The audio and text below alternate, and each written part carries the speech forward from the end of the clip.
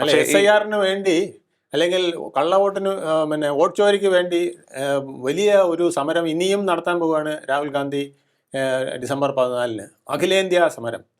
ആ സമരം അദ്ദേഹത്തിന്റെ ഒരു സ്ഥാനാർത്ഥിക്ക് വേണ്ടി മൊറാഴയിലോ ആന്തൂരിലോ നടത്തണം എന്നാണ് എൻ്റെ അഭ്യർത്ഥന. ആ സമരം ഇവിടെയാണ് തുടങ്ങേണ്ടത്. പക്ഷേ നട്ടലില്ല അവർക്ക്. SIR-ന്റെ കാര്യത്തിൽ ഞാനൊന്ന് ചോദിച്ചോട്ടെ, SIR കുറച്ചുകൂടി സാവകാശം നടത്താനുള്ള ഒരു സ്വാതന്ത്ര്യം കൊടുക്കേണ്ടത് തന്നെയല്ല? കാരണം ഈ ഉദ്യോഗസ്ഥരും അധ്യാപകരും ഒക്കെ ഇതിൻ്റെ പേരിൽ സമ്മർദ്ദത്തിനടിപ്പെട്ട് ആത്മഹത്യ ചെയ്യുന്ന ഒരു സാഹചര്യം ഉണ്ടാകുന്നു.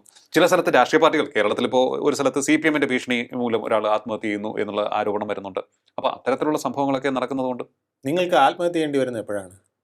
ഒന്ന്, നിങ്ങളെ നിൽക്കാൻ സമ്മതിക്കില്ല. മോളിൽ നിന്ന് ഇത് ചെയ്യണമെന്ന് പറയുന്നു, സൈഡിൽ നിന്ന് യൂണിയൻകാരൻ പറയുന്നത് ചെയ്യരുതെന്ന് പറയുന്നു, വെളിയിലിറങ്ങുമ്പോൾ രാഷ്ട്രീയക്കാരൻ പറയുന്നത് ചെയ്യരുതെന്ന് പറയുന്നു. നിങ്ങൾ സമ്മർദ്ദത്തിലാവും. നിങ്ങൾ എന്നിട്ട് ഒരു സമ്മർദ്ദമേ പറയുള്ളൂ, അത് കളക്ടറെ വിളിച്ച് മര്യാദയ്ക്ക് അത് ചെയ്തോണം, ഇല്ലെങ്കിൽ ഞാൻ നിൻ്റെ CR-ൽ അങ്ങനെ ചെയ്യുക, അല്ലെങ്കിൽ നിന്നെ ഞാൻ പണിഷ് ചെയ്യുമെന്ന് പറയുന്നത് മാത്രമേ കേൾക്കുന്നുള്ളൂ. അപ്പുറത്ത് 2 പേര് ഇതുപോലെ അയാളെ ഭീഷണിപ്പെടുത്തുകയാണ്. അപ്പം 3 ഭീഷണിയുടെ പുറത്താണ്. യൂണിയൻകാരൻ ഭീഷണിപ്പെടുത്തുന്നുണ്ട്, എടാ അത് ചെയ്തു പോരുത്. അതുപോലെ തന്നെ രാഷ്ട്രീയക്കാരനും ഭീഷണിപ്പെടുത്തുന്നുണ്ട്, ചെയ്താൽ നിൻ്റെ കാല് വെട്ടും. ഇതിൽ ഏത് ഭീഷണിയുടെ പുറത്താണ്, അല്ലെങ്കിൽ ഈ 3-ൻ്റെയും കൂടെ പുറത്താണോ അയാൾ ആത്മഹത്യ ചെയ്തതെന്ന് ആലോചിക്കണം.